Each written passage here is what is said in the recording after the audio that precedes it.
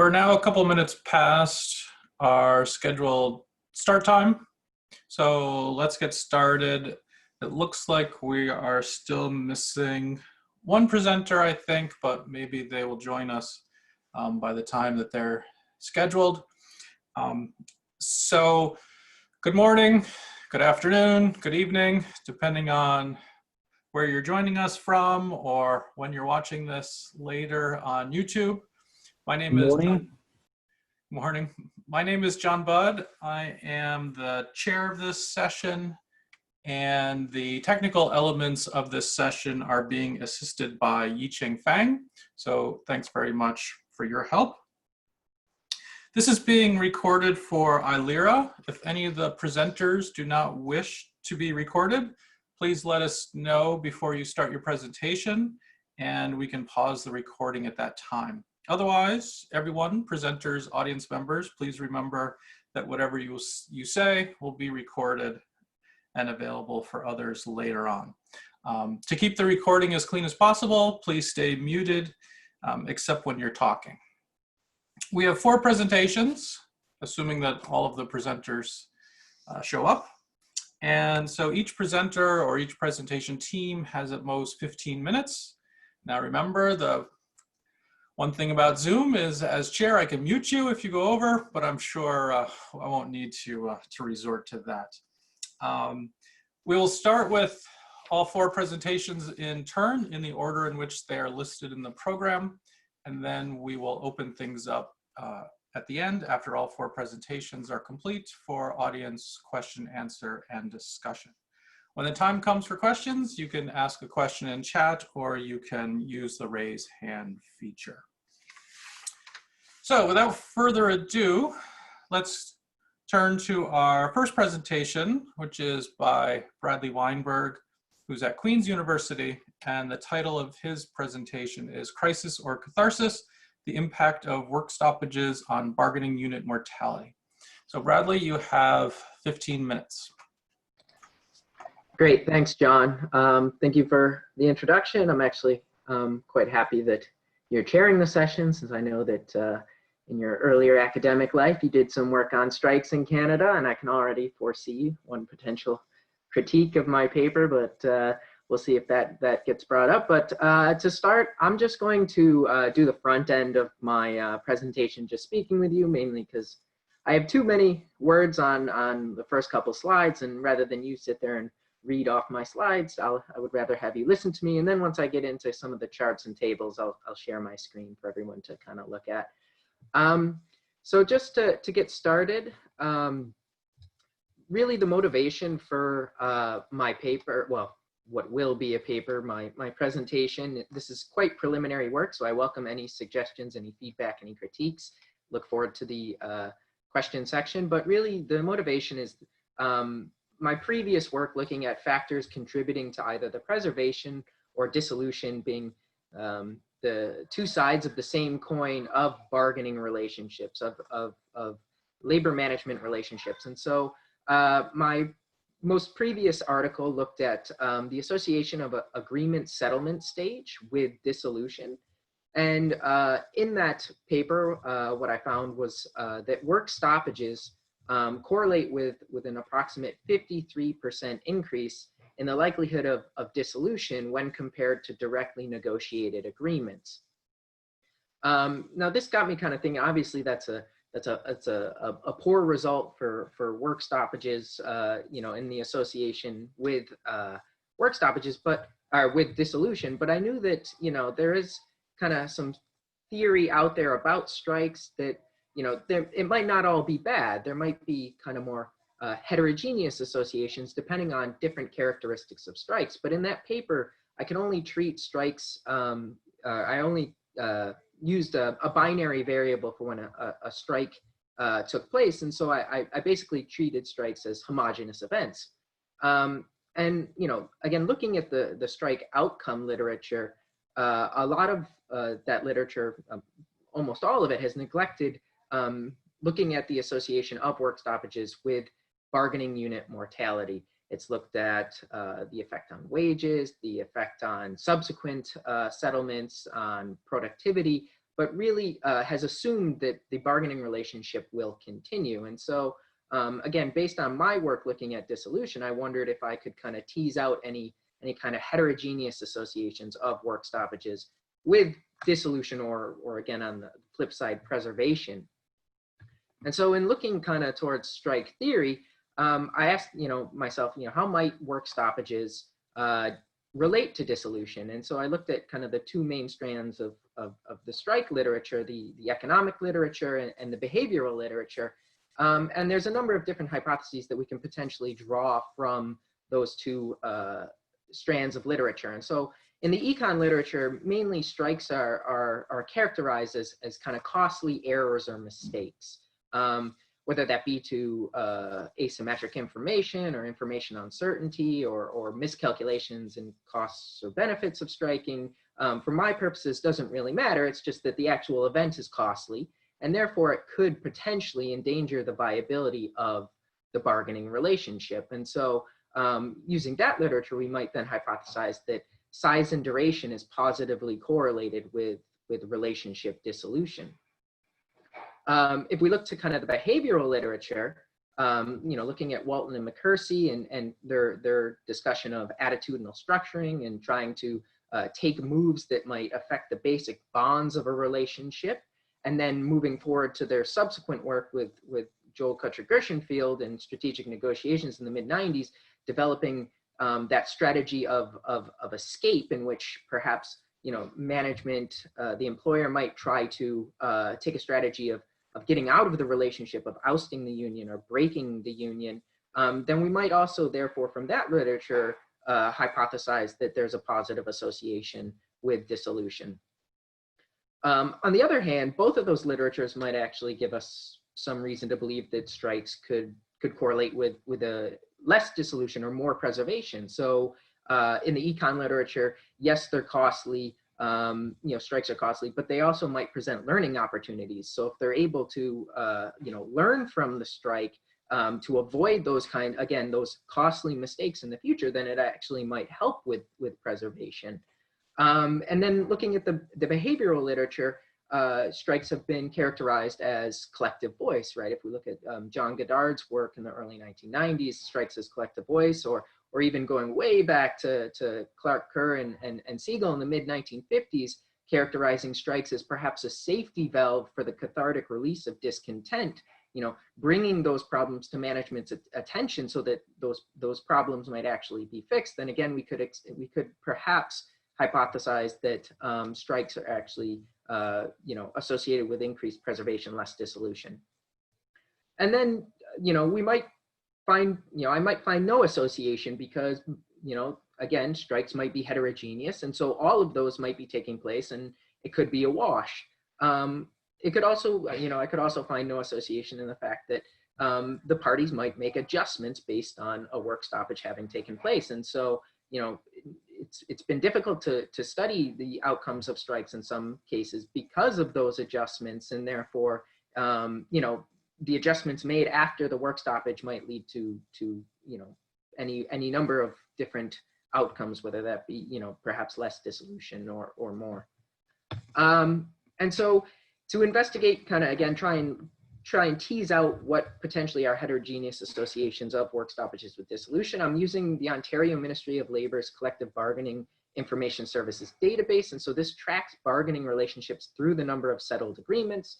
And I'll be focusing on private sector non-construction bargaining agreements from 1985 to 2012. I'll focus on the private sector because that's where dissolution is occurring most. I then merged Employment and Social Development Canada's labor programs work stoppage data into the collective agreement database. And so this is data on all work stoppages in Canada of greater than 10 person days not worked. And I'll be obviously using only Ontario work stoppages. And so this is, again, to get beyond that use of just accounting for work stoppages using a binary variable and treating them homogenously, because this, I'll be able to incorporate information on the size of the work stoppage, the duration, the type of work stoppage, so whether it's a lockout versus a strike. I'll even account for wildcat strikes. And so now I'm going to share my screen to get into some of the let's see, to get into some of, go like that, and up, and let's see. Sorry. There we go.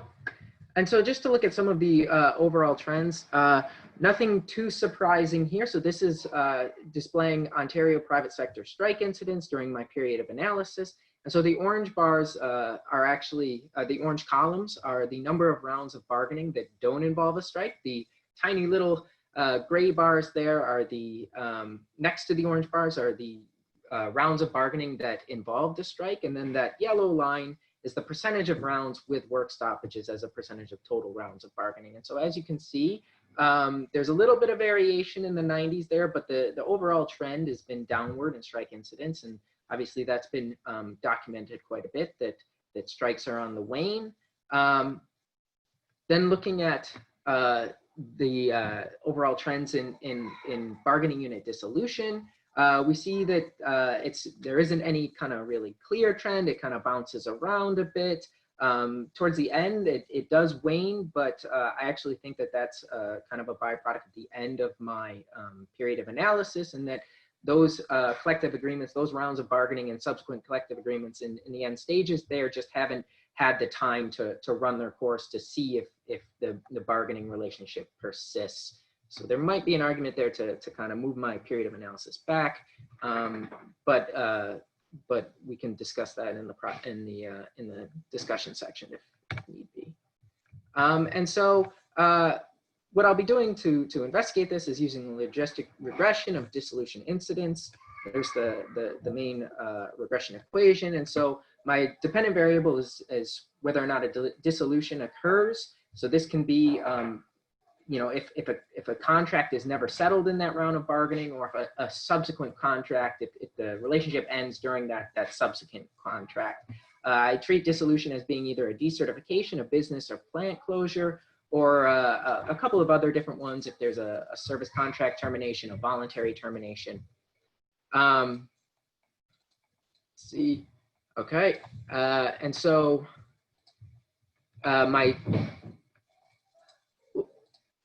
there we go. My main independent variables is at times a work stoppage dummy or characteristics, again, getting into the type of work stoppage, the size, the duration. I control for different unit characteristics, the size, the change of employment across rounds of bargaining, the composition, if it's full-time, part-time, both, the union, the bargaining units affiliated, environmental factors, including the government in power, the unemployment rate, and industry region and year effects. And so this is just to show you just the main regression. I will not be showing the majority of the control variables, but they'll be used in all of the subsequent slides. I am just gonna kind of skip forward a little bit here. I can always come back during the discussion section if people want to discuss this. But mainly, you know, focusing in on those main variables of interest and looking at the different types of work stoppages. When I just use a binary work stoppage variable, and it associates with a 10% increase in the likelihood of dissolution if a work stoppage takes place during that round of bargaining, and this is statistically insignificant. When I then tease out in control for the size or the duration of the work stoppage, basically what takes place is that size seems to have no effect, and I do have some hypotheses for why that is, but what really matters is duration. And so this again being logistic regression, these are odd ratios, and so for every additional day a work stoppage takes place, at 0.4% increase in likelihood of dissolution is associated. And so while that seems quite small, obviously as work stoppage go on, then that can rise. When we tease out the type of work stoppage, so I include a dummy variable for whether it's a strike or a lockout. Obviously, strike has, as displayed here, strikes have a insignificant, almost, appears to be no impact on the likelihood of dissolution, whereas lockouts, which lockouts are about 8% of work stoppages during my period of analysis, associate with a nearly 157% increase in the likelihood of dissolution as compared to a round of bargaining that doesn't have that doesn't involve a work stoppage. And so when I just focus on strikes, though, when I do tease out the strike variables, basically, again, duration matters, size doesn't seem to matter much. It is curvilinear a bit in that, you know, it matters up to a certain extent. It's increasing at a decreasing rate, but if you actually calculate how far out that threshold is, it's quite far. So it's for all intents and purposes mainly increasing. And then trying to again tease that out, I used bargaining, or I used dummy variables for duration, and as you can see here, a very short work stoppage is actually significantly associated with a lower likelihood of dissolution. And so perhaps this does point towards some of those kind of behavioral theories, and that perhaps, you know, this is a cathartic release. It actually might improve the relationship. But as you go down the line, obviously, you know, as you get up to 81 to 260 working days, so, you know, we're talking about months long or even years, then we see a highly significant, statistically significant increase in the likelihood of dissolution. Lockouts are in contrast, mainly, you know, quite poor in terms of the outcome for dissolution. Again, size doesn't really appear to matter. It's duration. Even when we, you know, there's very few lockouts, and so don't have kind of the statistical significance throughout, despite, you know, the binary having a very large association, very large magnitude. Mainly just because I think I'm slicing the data a little too thin here. But even without the statistical significance, it's quite apparent that that the association is an increase in dissolution. And so just to get through really quickly here, I just want to stress this is correlation, not causation. It could be, you know, that those bargaining relationships are already, you know, the firm is already doing kind of poorly economically, and so the strike might be a symptom, not so much a cause of dissolution, or a trend towards dissolution. However, what I do kind of find is short strikes do tend to associate with lesser dissolution, which again points maybe towards those behavioral explanations. Lockouts correlate with greater dissolution, and that's pretty, you know, throughout different durations. Next stops develop a greater set of control variables, you know, kind of firm variables perhaps, or even, I think I need to, this is what I was pointing to John's work, some legal variables get in there. And the CBIS is longitudinal in structure, so trying to utilize that and look at maybe when work stoppages take place within bargaining relationships, you know, at different times throughout the relationship, is there kind of different associations. So that's all I've got. I'll stop sharing my screen. Look forward to any comments or critiques in the question section. Thanks. Thanks, Brad. Our second presentation is on our protests replacing strikes, analyzing industrial conflicts during the 1995 to 2018 period in Korea. And this is co-authored by Dong-eun Kim and Kyungyeon Kim, both from Korea University. And again, you have 15 minutes, and Dong-eun, of course, is a past ILERA president, so a special welcome to him all the way from Korea. Thank you, John, for your kind introduction. And let me share my file with you. Okay.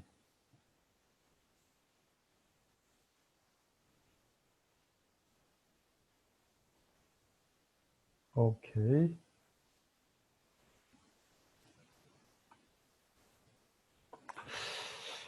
Okay.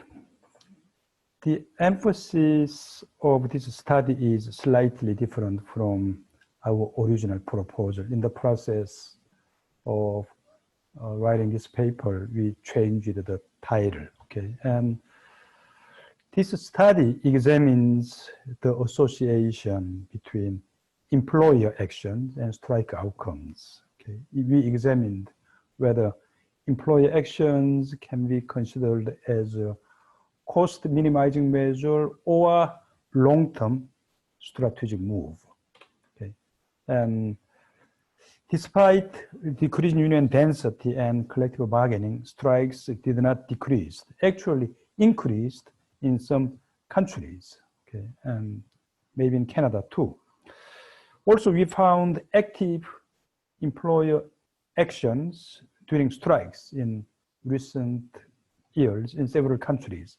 Most of the strike studies focused on union side so far, and some studies addressing employer actions, they are mainly examined strike replacements only, okay? So the present study examined the impact of employer actions such as lockouts and legal actions on strike outcomes. We utilized a data set of 113 actual strikes in Korea between 2005 and 2018 for 13 years, and we examined a theoretical issue, whether employer actions were taken as a cost minimizing measure or long-term strategic move, okay? Union density rates are declining in major countries, as you see, like Canada and a little bit, then USA, UK, Australia, Japan, and Korea. And then collective bargaining coverage among OECD member countries also falls continuously, as you see in these graphs, okay? And first strikes are still very important means of expressing worker grievances. It's as a powerful economic weapon against employers. We also believe that strikes are endemic to capitalism. Okay, capitalist society always have strikes. That's what we believe. And indeed, the number of strikes in major countries does not decrease, but rather increased in some countries. This is the American case. In the US, we observe sharply increasing worker stoppages since 2018 and striking workers in recent years. Okay. And this is China. This is really surprising. There were explosive number of strikes occurred since 2015. Okay, from 185 in 2011 to almost 3,000 in 2015. Okay, then there are other countries where number of worker stoppages is increasing, such as Korea, South Africa, Germany, and Israel. And also, of course, there are some countries where number of worker stoppages is decreasing, like Denmark, UK, and Japan. Okay, and as we will see in the next page, employer actions are growing important because of the neoliberalist hegemony since 1980s and very sophisticated managerial ideologies such as the growth of HRM and proliferation of anti-unionism. Okay, here this is the Korean data. Okay, the amount of damage claims against trade unions and workers increased substantially in the last 10 years. Okay, as you see in this graph. Then lockouts are also used quite frequently in Korea. Okay, and then this is the Canadian case. Lockouts are also widely used employer weapon in Canada too. Okay, then this is Australian data. Okay, lockouts are growing more important in Australia in the 2000s than in the 1990s. Okay, so most previous studies relied on trade unions in identifying activity associations with strikes. Although there are some studies examining the employer actions, but there are not many. Okay, some case studies and some previous quantitative studies mostly dealt with the strike replacements. Okay, and so among employer actions, legal actions and lockouts were largely ignored in quantitative studies.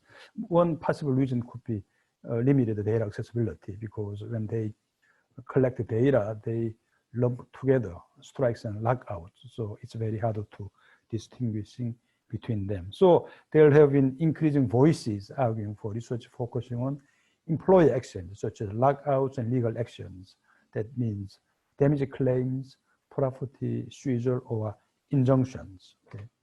This table shows the quantitative studies on strike replacements and strike outcomes, and they found negative relations between strike replacement and strike duration generally, in general. Then these imply that we believe strike replacement used to minimize damages from strikes because they reduce shortening the strike duration.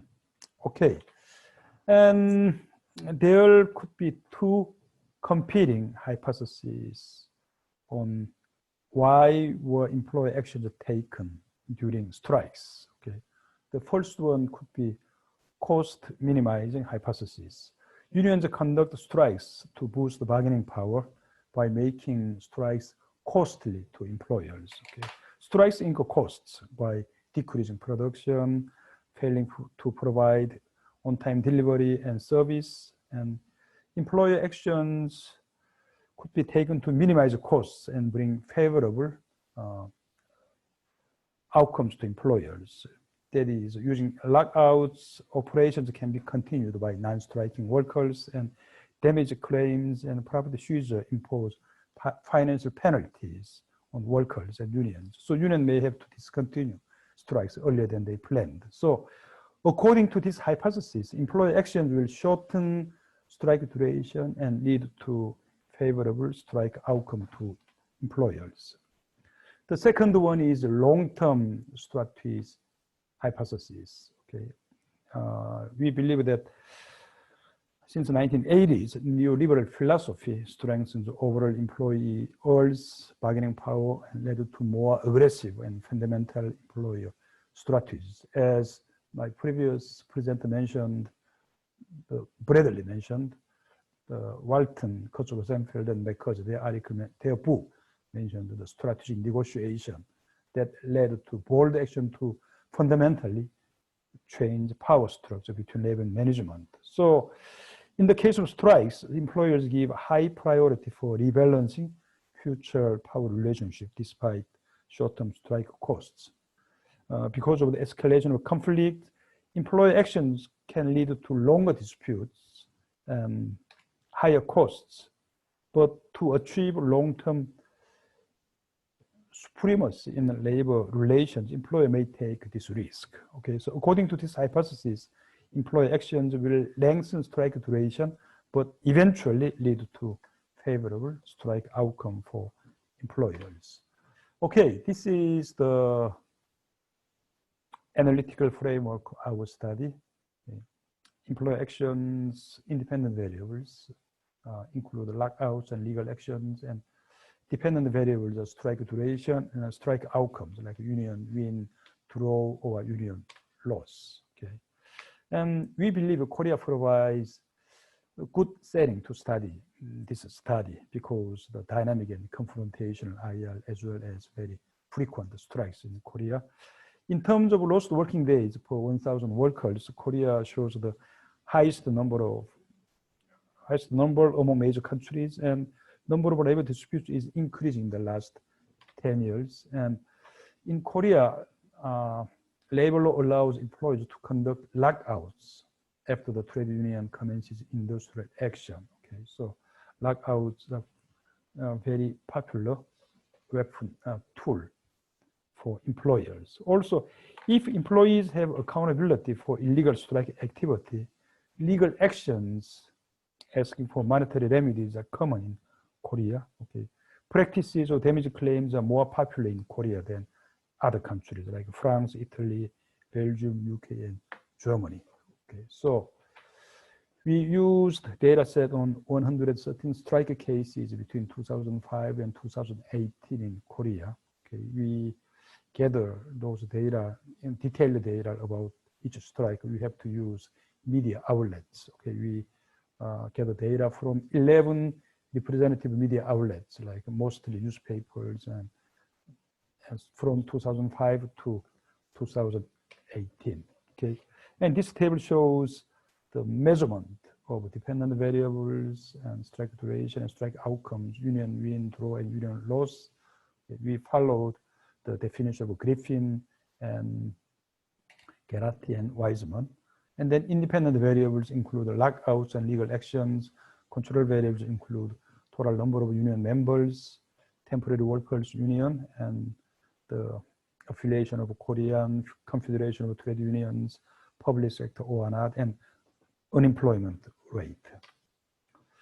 So this table shows descriptive statistics, and the table below shows in this sample, the ratios of union win and draw appear a little higher than that of union loss. Okay, 41, 41, and 31%. And this page shows correlation table. Okay, and then the OLS regression results. Okay, the results show that both legal actions and lockouts actually increase strike duration. Okay, and this is the ordered logistic regression, show that legal actions decrease the probability of union win, that is, increase the probability of employer win. So, but lockouts show only insignificant signs. So finally, discussion and conclusion. The findings generally support long-term strategy hypothesis rather than cost minimizing hypothesis in this Korean data set. Both lockouts and legal actions led to longer strike duration, and legal actions reduce probability of union win. Okay. And first, let me mention the limitation of this study. There is possibility of reverse causality between employer actions and strike duration and outcomes. That is, longer and bitter strikes may bring lockouts or legal actions from employer side. And another one is the results could reflect uniqueness of IL in Korea, which have been unusually hostile and confrontational. Okay. So in this sense, it is important whether one can replicate these results using data from other countries. Okay. Theoretical implications. This study suggests that employer actions are not intended to minimize short-term cost, at least in Korea, but rather directed toward rebalancing power relations in long run by weakening union power. It gives us a bigger question and leads to a future research agenda. That is, we have to explain contrasting impacts of employer action and strike outcomes.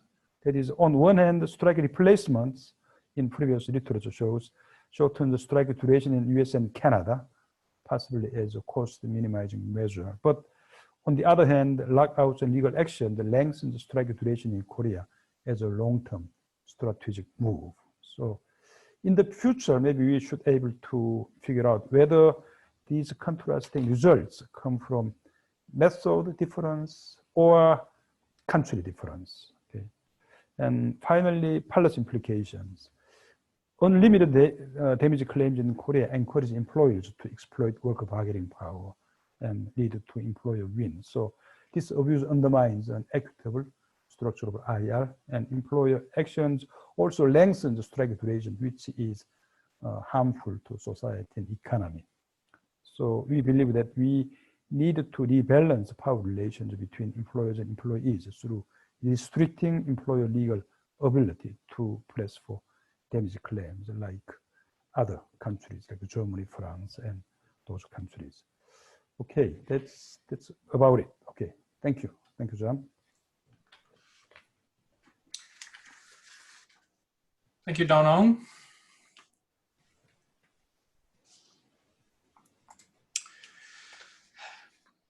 So this session is on negotiations and industrial disputes, and we've heard two very interesting studies on industrial disputes. I think we're going to change gears now to negotiations.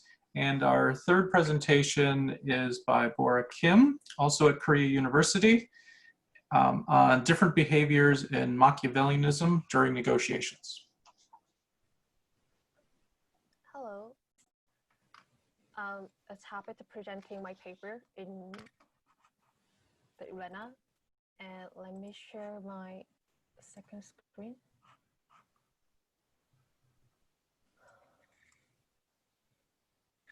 Okay, so the title of my paper is A Different Behavior in Machiavellianism During the Negotiation. Machiavellianism might be a little unfamiliar with you, but it's one of the personality trait, and I will explain more details with the presentation. So, research question was simple. Since we have many organization problem and having negotiation in every single timing, I was wondering if only normal personality is important in organization and the negotiation. So I searched, but people are saying that normal personality is not the only thing which is important in the organization, especially during the negotiation. Many people are saying that it's good negotiator actually born to be a good negotiator, or we can change it by the time goes or the exercise or background information. So it goes with the negative personality, which is not the normal personality, but it's also part of personality. So negative personality can be divided in three, which you're familiar, narcissism and psychopaths. That's the two of the negative personality. And the last one is Machiavellianism, which is I'm researching about it. So negative personality will show the unethical behavior, and this unethical behavior can found in the all different situations of which a human involving, especially in organization and also the negotiation. So I'm asking, if it's a negative personality and showing the unethical behavior, can we control them using by somewhat moderating effect? So it goes with purpose of this study. So people with particular personality, when they're facing to the same situation as others, can we reduce unethical behavior of them? And if that personality think the unethical behavior is okay, it's reasonable to act with a certain argument, can we control them? So basically in this study, I'm finding the way to control the negative personality, which is Machiavellianism that I'm using it, and try to find that out as Machiavellianism is actually having that behavior, and find other behavior which is possibly found in negative personality. Also find a way to push them and spread it out into the organization and see how it works. So before go on, I'm gonna show you little things about what is Machiavellianism and what is a negotiation. So Machiavellianism is maybe some of you guys are not familiar. It's the personality that's saying you can do anything you want to achieve the goal. Some people are saying that high Machiavellianism people will tend to kill someone if they needed to find and reach their goal. So that's basic ideas about the Machiavellianism. Three of this is a characteristic about Machiavellianism, and people with high Machiavellianism will lie and do unethical behaviors if they can win the game, also to get profit. And what about the negotiation? We negotiate most of the time, and everyone has done at least a little negotiations in their life. So negotiation has two different types. One is integrative and the other is distributed negotiation. Integrative is basically searching for the win-win solution and try to find the best way for the both parties. And distribute is win-lose. When one people get the pie 100 out of 100, the other will not getting anything. It goes with my first basic model.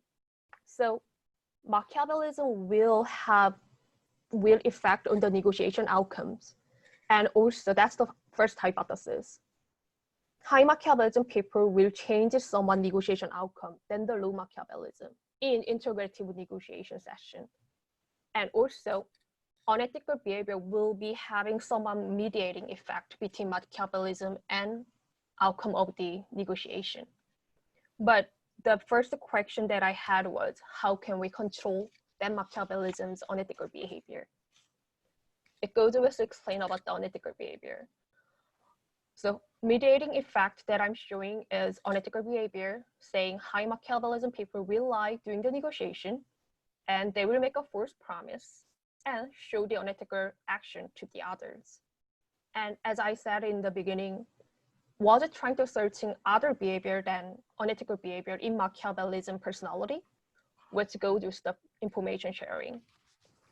Sharing information is important during the negotiation and also in organization when you're working as a group. But high Machiavellianism people just come from sharing the information.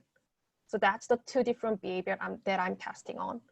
And last is a process of accountability, which I choose as a moderating effect, because process accountability details the report of task and can change behavior. And also with accountability, people tend to act more ethical. It goes as final modeling. So my third hypothesis will be that this processor accountability will have a moderating effect on the unethical behavior.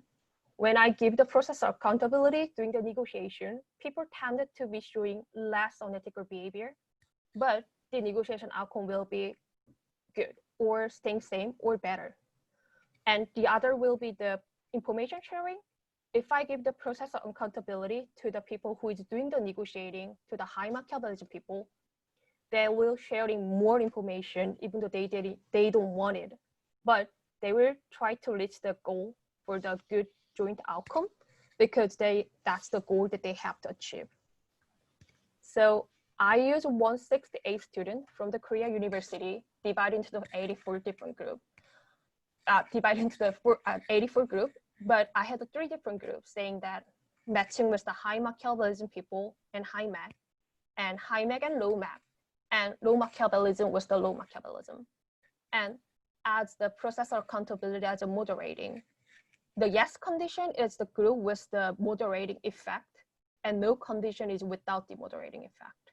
So dividing to this group, and all of them were giving as the survey. First, I checked the Machiavellianism level into the individual with the 16 different questions, 7 scales over the card scale, and unethical behavior, information sharing also gathered with the survey. But it was from the self-report and also the partner. One who done the survey actually searched he or she's own unethical behavior levels, and the other party actually measure their party's unethical behavior and also the information sharing. But the processor accountability, I gave them as the manipulating with the instruction, saying that you have to report every single details of your negotiation to your boss or not.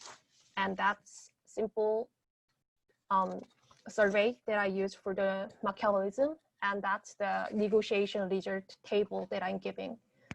I'm using the food company and the one who is actually buying the food, like lunchbox, buying the lunchbox, and the other is selling the food lunchbox to the company. So that's the one table, the negotiation table, which I made.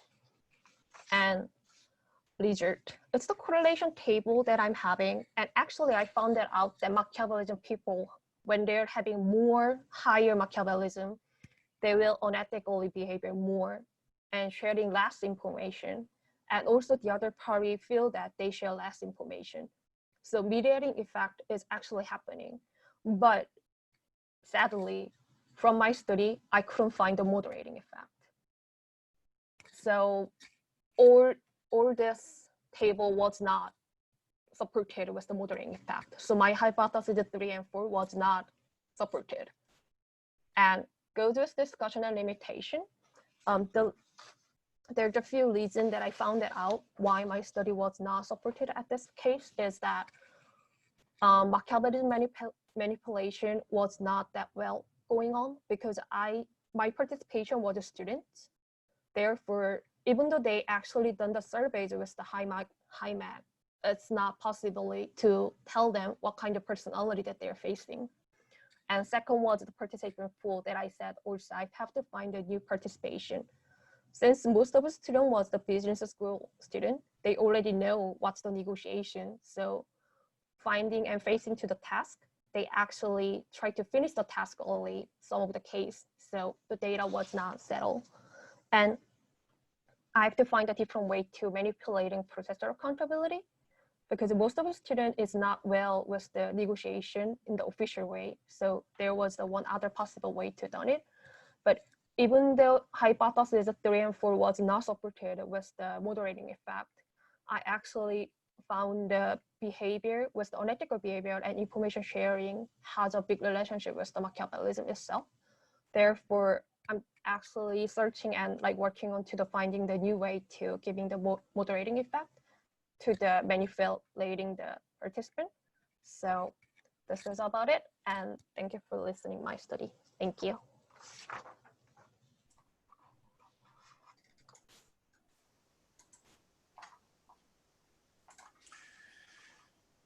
Thank you. Thank you, and thanks to all of the presenters.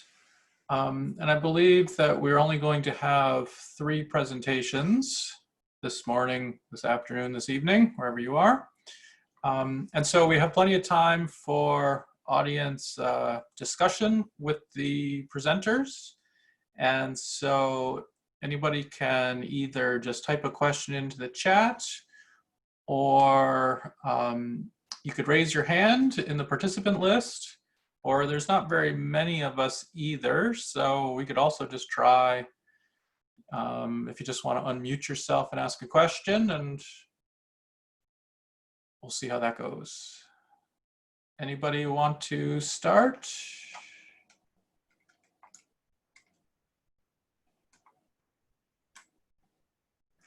So the audience is going to force me into my default chair role of kicking things off.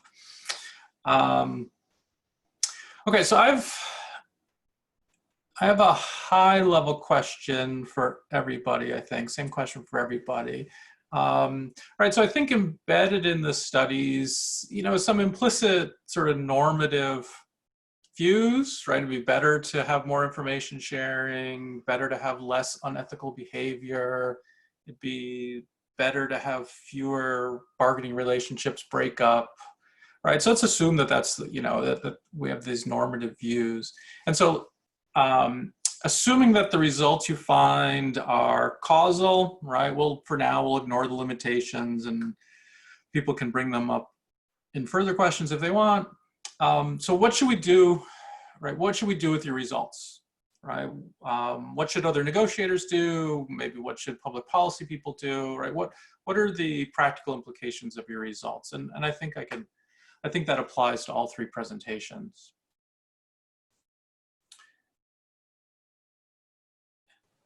Okay, John, can you hear me? Yes. Okay. Actually, in my case, the practical implications is quite straightforward. In Korea, employers use unlimited damage claims. Okay, so they ask huge amount of money from striking unions and workers. So it really make their bargaining power greater than the unions or workers' bargaining power. So I think we have to revise our labor law. So we have to restrict employers' legal ability to do damage claims. Okay. In Korean cases, unusual compared with other countries like Germany, France, and many other countries. In other countries, employers they cannot do this kind of damage claims from strikes. So that's my practical policy implication of this study. Okay. Great, thanks. Bradley, Bora?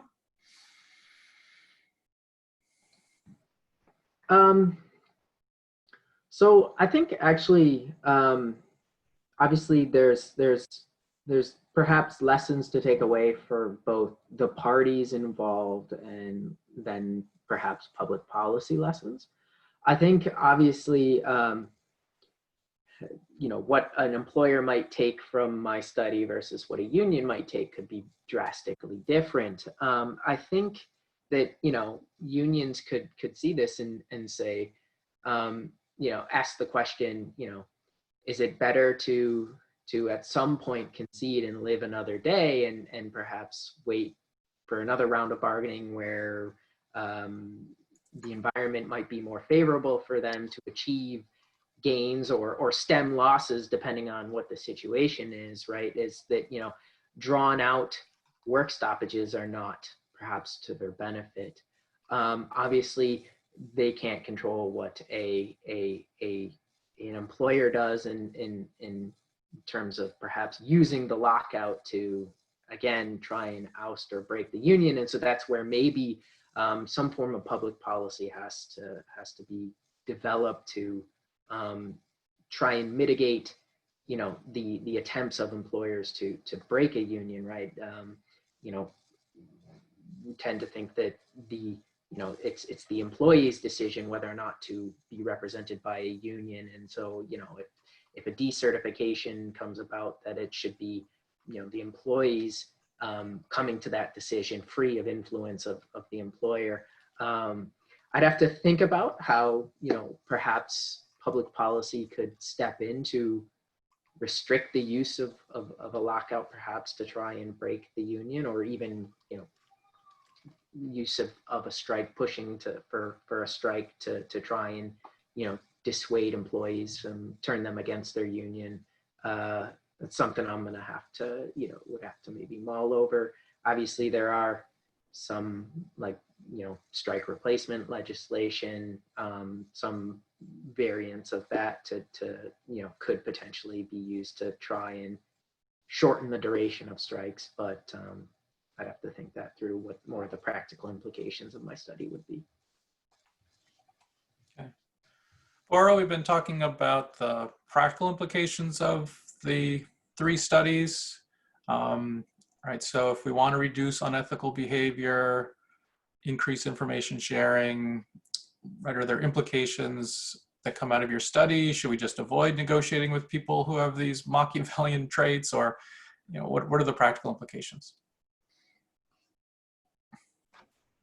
Actually, for the practical implication for my study is that even though we are not familiar with Machiavellianism, actually in Korea, some of the companies actually checking the survey with the Machiavellianism now, because it's actually, many people has it, and they're just hiding, or because their goal is to go into the companies well and getting well with the people and to have a better lifetime in the company, so they're actually hiding. So my study itself is actually practical implication to find some way to moderating or controlling them or reducing the unethical behavior that they are actually showing it. Because the negotiation itself is hiding, and just like most of the time it's just staying two of the people. Therefore, we cannot find it out if they actually done the unethical behavior or not. So one of the practical implication which I was thinking it was accountability, but it actually not showing well was the result in my study. So I'm trying to find a better moderating effect or practical implication which I can actually giving out with my study. Thank you. I apologize in advance for probably mispronouncing this, but Bojindra wanted to ask a question of Dong-on. Yeah, thank you, John, for such an opportunity to make comments and questions on this big platform. So I have a question to Professor Kim. When I checked the PPT slide, you were using different figures of different countries. So I'm just curious whether you are using those data, those figures in your paper, or that is just kind of reference, because you're talking about just Korea alone and you're using the figures, the data from different other countries. So it looks like a kind of comparative studies. So what is your say in this regard?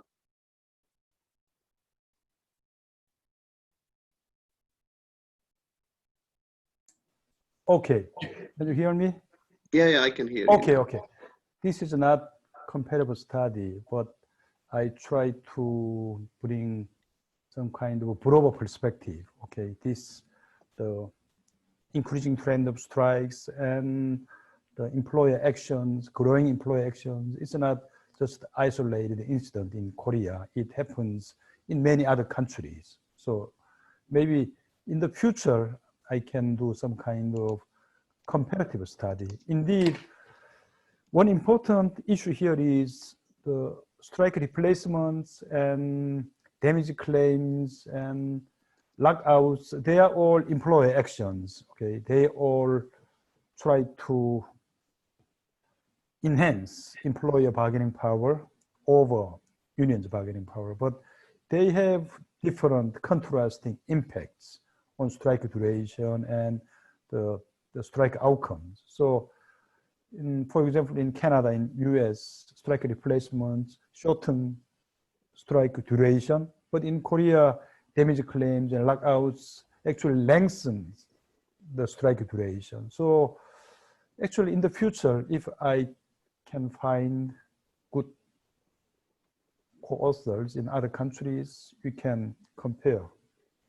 We can do some kind of comparative study why employer actions have different contrasting impacts in other countries. I'm not sure whether it's the method difference, that is, lockouts and strike replacements have different impacts on strike duration, or that's the difference in IR in Korea and Canada, or Korea in the US. Okay, so that's a good point. I think I want to give some international flavor in my paper. Also, I have some intention to do comparative study in the future. Thank you, Professor Kim. I have a question to Bora Kim as well. Can you hear me? Yes. Bora Kim, okay. I don't know whether you're planning to submit to any of the journal of this paper. Your moderating effect, as you said, not supported. So usually the trend in the international journal, if you submit any of the paper, if hypothesis like moderating effect, if you have not supported, usually for young researchers, it's going to be very difficult. So what did you say in this regard? Actually, I started the task again with other moderating effect, or how to giving the moderating effect in other ways. And I'm actually believe that this accountability will have a moderating effect in between the Machiavellianism people. But the way to for the manipulating effect, or the way for manipulating was wrong in the way, because when we're doing the negotiation task, we do in the little lab. Therefore, people cannot get into the session. Therefore, actually, I changed the way to task with the cyber internet. So you negotiate with the emails, or now chatting, or maybe just Zoom video ways. It might be better for individuals to showing their personality than watching other people's, like me reporting or the other people facing. And it's actually getting better with the moderating effect. So this paper, when I'm submitting this paper, this was the face-to-face task. But after I didn't get the result, now I'm doing the cyber negotiation. Because of the corona, it was actually the way for me, the best way to find it out, the more task.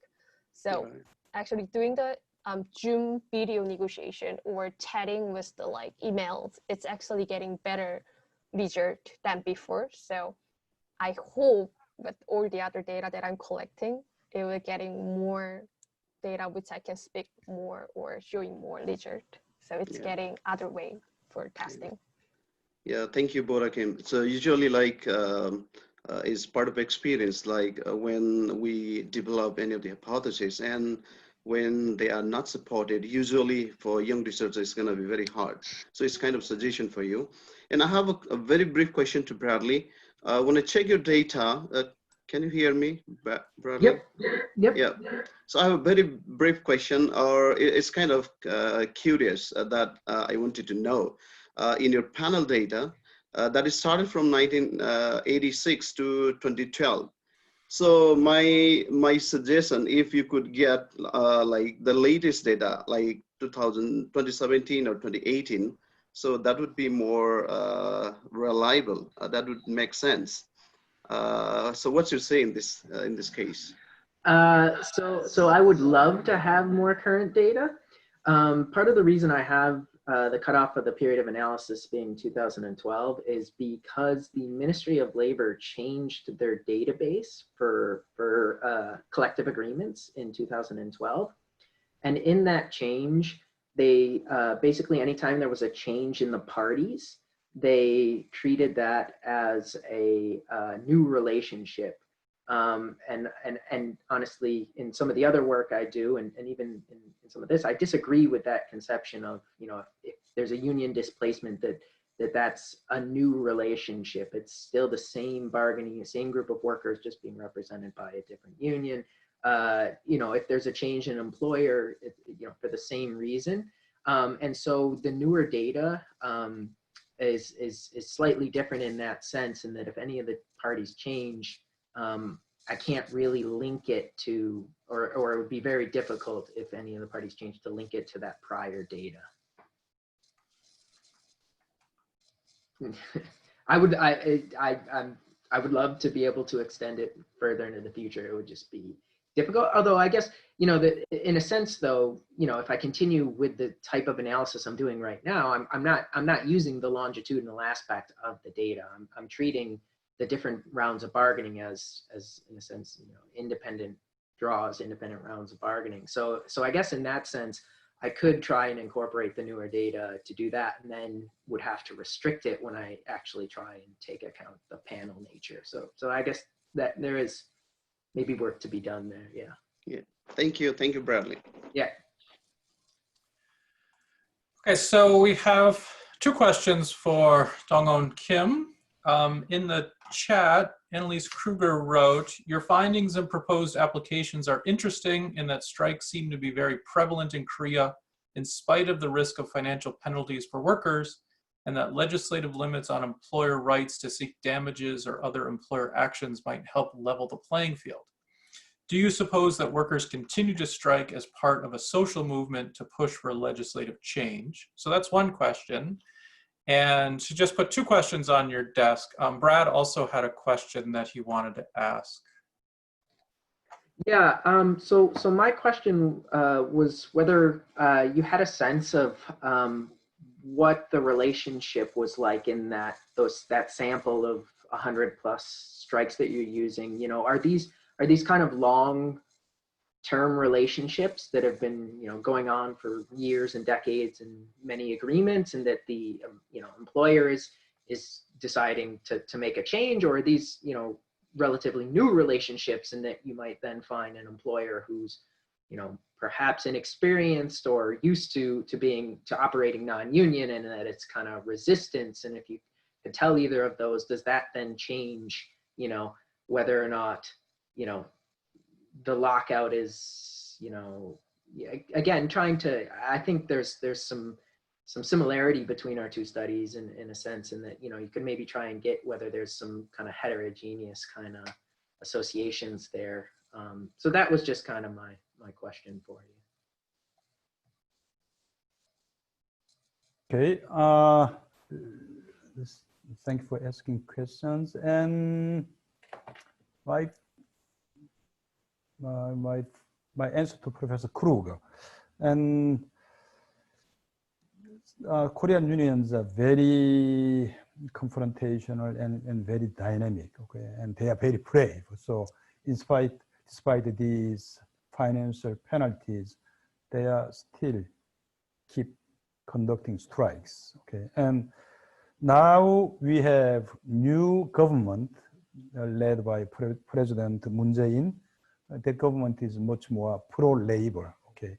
So under the government, employers are a little hesitant to ask damage claims against trade unions and workers. So now a number of strikes are increasing, okay? And also union and other social movement groups, they are combined, and they are push for legal change to restrict damage claims, okay, especially damage claims. So that's the current case. And So we will see what is going to happen in the next 1 or 2 years, how Korean labor law will change in this case. And actually the current government, they have, I believe they have some intention to modify the current labor law to limit the employer's legal ability to do damage claims, okay?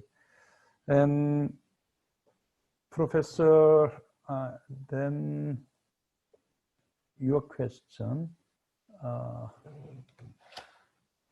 Bradley's question, and there is some limitation in our sample. This is 113 strikes reported in newspapers, okay? So they are all big strikes, okay? Very highly interesting strikes. So, and they are, most of them are companies with all long history of labor relations. But in the last, like, in the last 10 years, President Lee Myung-bak and Park Geun-hye, under that president, they are more pro-company, pro-employers. They have a pro-employers stance. Okay, so under that government, employers, they dare to abuse their legal right.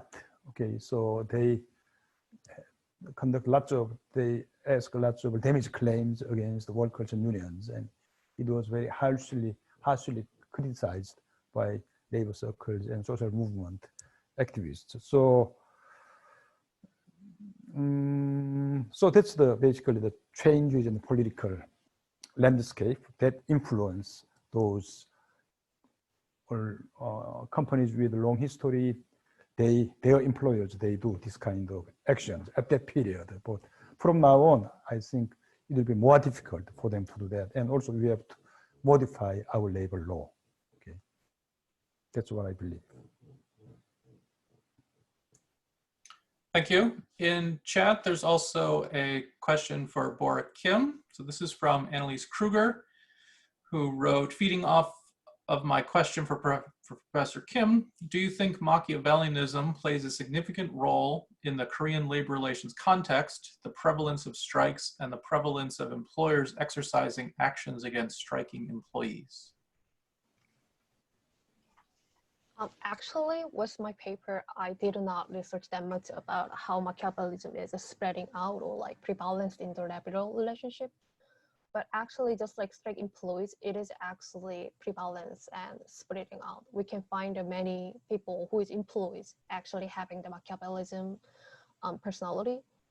Similarly, Machiavellianism can the similar personality that you might know is a sociopath. Sociopath is like combining Machiavellianism and psychopath together. So I don't know that much about how if it's like spreading out or significant in the labor relation concept, because I haven't searched about it yet, but it is actually often significant in the employees itself. Thank you. Other questions from the audience? You could raise your hand, or like I said before, there's not many of us, so I don't think it will be chaos if you just unmute yourself and speak. Anybody?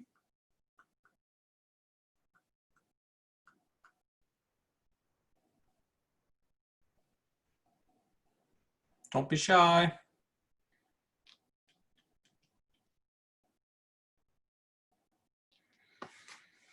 Our colleagues in Korea stayed up late for us. I don't want to disappoint them.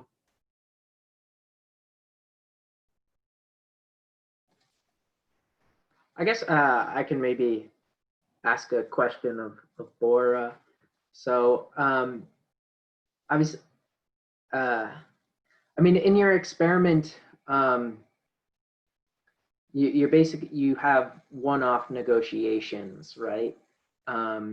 In which you have the pairs, right?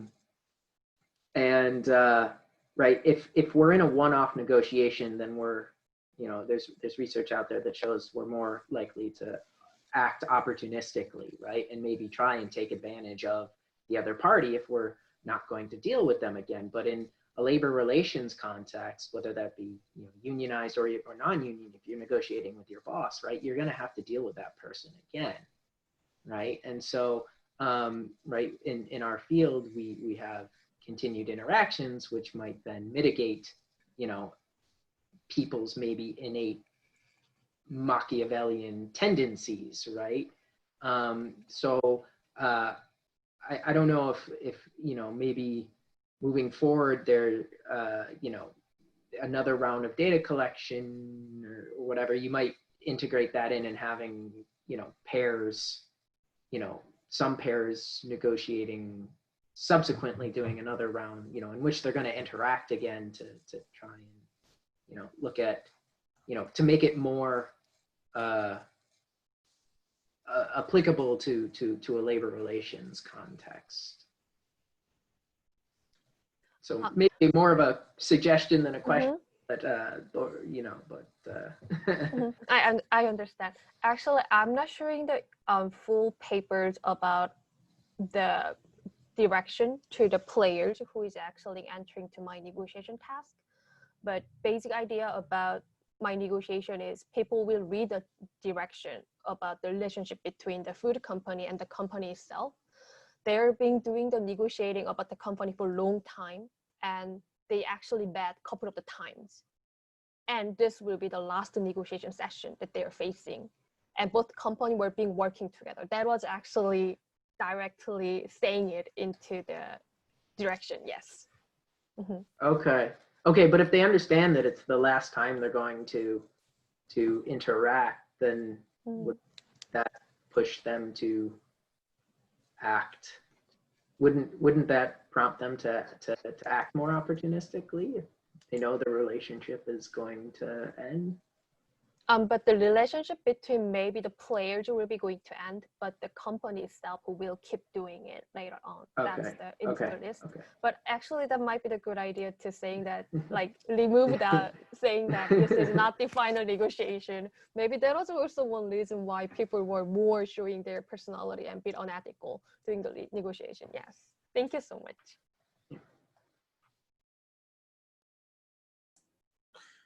Dong-won, you have a question?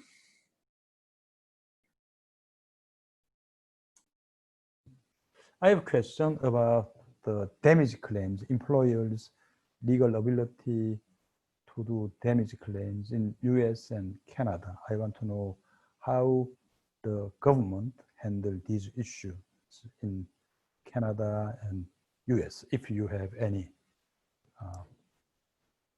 knowledge about this. John, do you have any? Not a lot.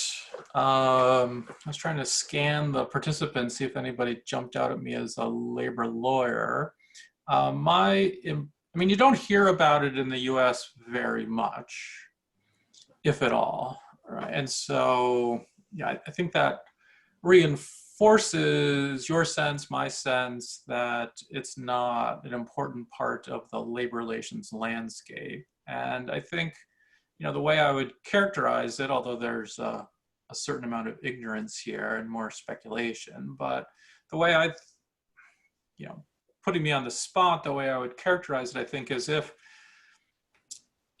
labor relations are conducted in a quote unquote normal way, right? And strikes are conducted in a normal way. So you're engaging in peaceful picketing and things like that, then damages, and you're striking in legally approved ways, right? So in some sectors where there's more concern with like healthcare delivery, interruption of essential services, there might be notification requirements that are more onerous than in other sectors.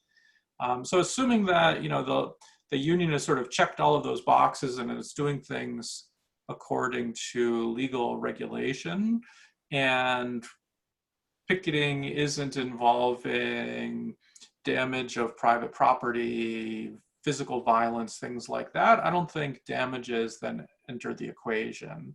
Where there might be scope for damages is where either the union, by violating notice procedures or other types of things, or violating a contract by going on a wildcat strike, or workers violating, criminal law, or other things in terms of, you know, attacking replacement workers or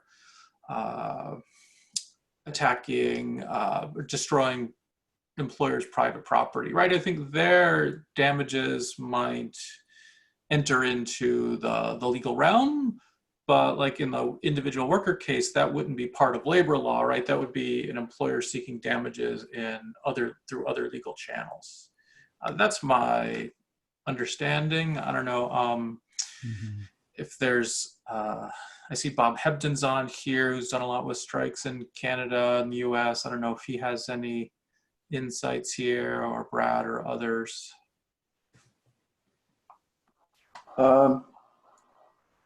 Yeah, if I could. Can you hear me? Yeah, go for it. Yes, yes. John, I think you summarized it very well, and let me preface it by saying I'm not a lawyer either.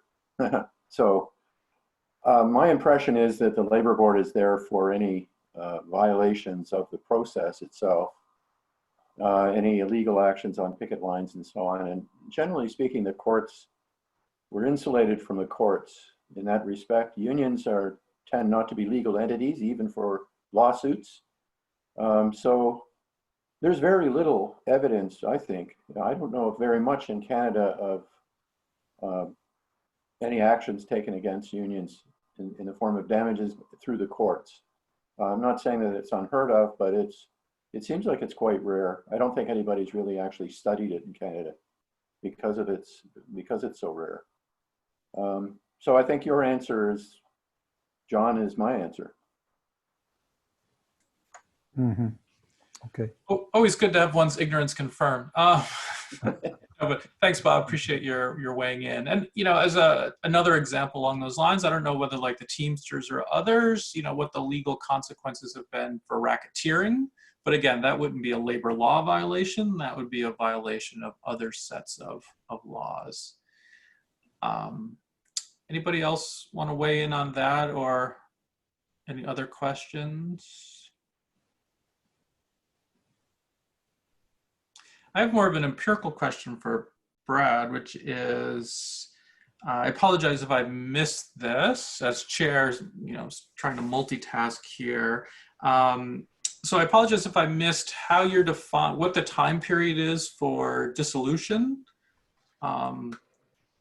And does it matter, you know, have you experimented with changing, you know, presumably you have to cut it off at some point, right? So it's dissolution within a certain amount of time. And have you looked at, you know, changing that window, and does that matter? Yeah. So as I said, so like I'm using all bargaining rounds that take place between 1985 and 2012, and the dissolution data that I use is actually something I got from the Ministry of Labor after I got the contract data, and I then had to merge that in previous work I've done. And so I account for dissolutions up through about mid 2014. And again, like in the chart that I showed, looking at dissolutions over time, I think a big part of the reason why it wanes at the end there, which, you know, you potentially wouldn't expect, you know, given that it starts to go down right after the Great Recession, which case you might expect it would have gone up, is just because those contracts haven't exactly run their course. We haven't, you know, had a subsequent round of bargaining, and so those are you know, listed as open active relationships without. So I think there is an argument to be made that maybe I need to back up that period of analysis a bit so that I'm allowing those at the end of whatever my period of analysis to be to kind of run that course and see whether or not a dissolution takes place, you know, during the contract or shortly thereafter, or so I do need to, as I said, it's preliminary, and I think that is something that I need to kind of play around with and see how that impacts the results. Yeah, and I think, you know, it looks like you should have enough data so that you can treat the end in the same fashion as the others. You wouldn't be losing an inordinate amount, I don't think. No, I mean, I'm working with 53,000 plus bargaining rounds, and during that time, there's about 3,000 work stoppages taking place. Again, lockouts are about 10% of that, a little less, 8% of that. But yeah, I don't think that it would damage me in that sense of losing too much from a data standpoint. Yeah. Right. Sort of relatedly, how many breakups don't involve a really long strike? I mean, by the time you get to like 200 days or whatever, your high end was, right? I mean, it's almost a truism, right? I mean, the relationship is almost over at that point. Well, not necessarily, but almost. Right. So if you sort of throw that out, how much is left? So I'd have to look into that, but I do think that that's probably a big reason why I'm getting kind of when I do those dummy variables across different lengths of duration of the work stoppage, it does get a little bit kind of all over the place. It's most clear for the very short strikes and the very long strikes, and I think that's because, like there isn't there's much more noise in terms of I kind of wish I could had more even kind of finer data to try and tease out some more. Is it a strike that the employer is looking to try and get rid of the union, or is it just they're at a true impasse, but it is just there's no desire to end the relationship. They're just stuck, and they continue on. They dig their heels in. So I do wish the data does have a strike issue.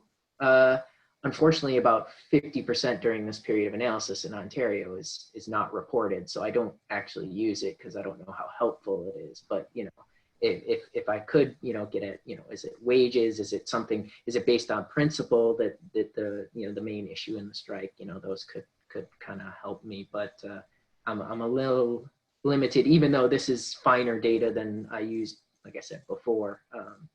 But I do think kind of those mid-duration ones is where you get into, like I said, a lot more noise, and so it's not as clear cut. I wonder if there's other indicators, like you said, is this, trying to distinguish between, this is just an intentional management strategy as opposed to a legitimate bargaining impasse. So I don't know whether, unfair labor practice charges or use of mediation or things like that might be signals, perhaps. Yeah, so I do need to, so there is more of the contract data. So like I said before, in my kind of the motivating, I did look at different settlement stages, but kind of as a proxy for conflict. And so, I was a little undecided about whether to try and bring that into this analysis. Obviously, like I said, I mean, moving forward, I think there's areas that I would like to kind of strengthen the data, particularly firm level data. So whether that, I know, in the past, the strike literature, they've used firm information from, whether it be CompuStat or Standard & Poor's or something, to try and draw that in, to try and, tease out, is it, kind of maybe a little more the financial health of the firm, and see, does that then indicate that, the firm's trying to make a change, to move to a non-union type operation or something along those lines. I think there's opportunity there potentially. All right. Great. Anyone in the audience have any last question for any of the three presenters?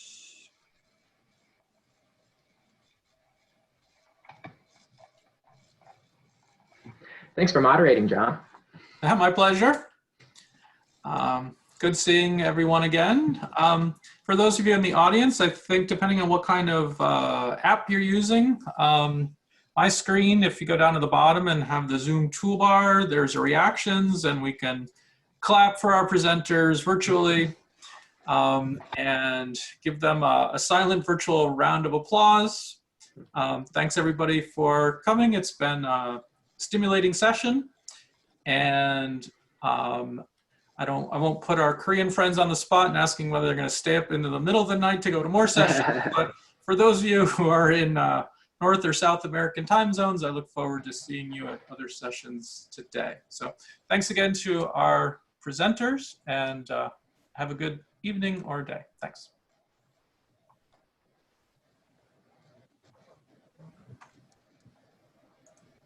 Thanks so much, John. Yeah, thank you, John. Thank you It so much. works much better than I expected. Yeah, my pleasure. Yeah, actually, you know, so we had ILERA this way last week, and it worked really well. Good. You know, I think the content, you know, goes just as well as in person. Sometimes there can be a pretty rich dialogue in the chats. Or something that was interesting at ILERA, which I think was accidental but worked out well, was some of the keynotes had pre-recorded their remarks, and so they just played the video, but they were in the session, and so they were just chatting with people about their presentation as the presentation was going live. So it was interesting. You know, I think with ILERA, of course, you know, what you miss is you miss the interaction outside of the sessions, right? And chatting with people like now, you know, after the session is done, or in the hall, or, you know, over drinks, that's what you miss. But the content at ILERA actually, yeah, went well. Good, good. Yeah, because we are in Korea, but still I can talk with you about very detailed. So that's good. And how many people are now in this session, including presenters and At the max, I think we had about 20 people. That's good. That's good. Yeah, even better than actual conference sometimes. And then if it's posted on YouTube, then, you know, you have a potential of 1 billion, right? Okay, good. Yeah, good seeing everybody. And Okay. Thank you. yep, good. Thanks so much. Yep. Thank you so much. Okay. Good night or good morning. Good night. Good night. Good night. Bye. Bye bye. Bye. Bye.